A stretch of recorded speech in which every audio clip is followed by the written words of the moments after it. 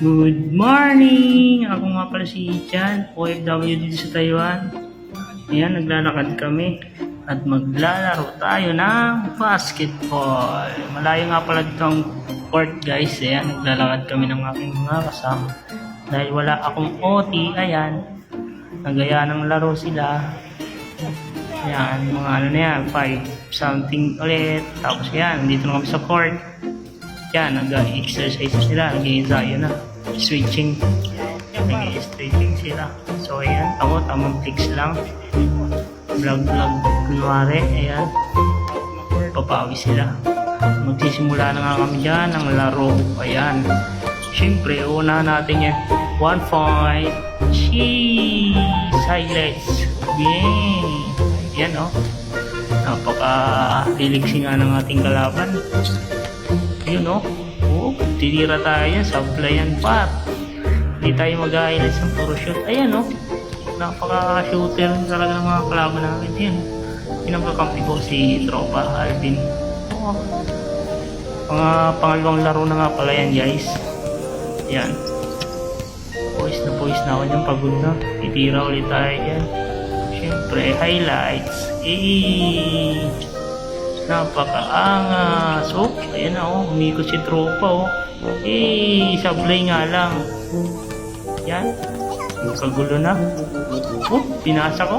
Sala pa rin. Puntos nga pala ng kalaban namin yan.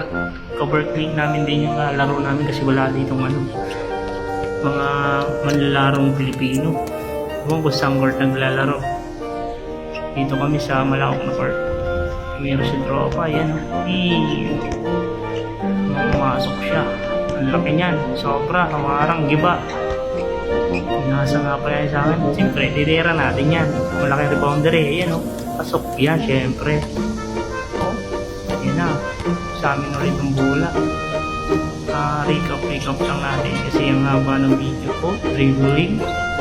Pasok yan, siyempre. Oh, meron si Tropa. Patay.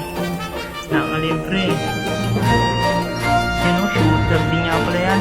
Dang. Ang kasama ko nga pala, lakas sa ilalim. You know, kita mo yan, highlights. Bang. Ang lakas. Oh, crossover. Di nga lang, naagawan. Score ng kalaban. Oh, Tropa nga pala. Bumanat na, oh. Pasok yan, syempre. Napakalakas niya sa ilalim. Oh, kanila ang bola. Ayun, tumira sa 3. Pengo. Bawi, ang mga 3 point natin, mga par. Yun, oh, dali naman yan.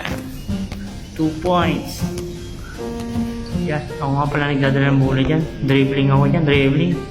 Yan, tumira. One hand. Benga. Hey! Papawis, huwag puro trabaho para maka ano sa homesick.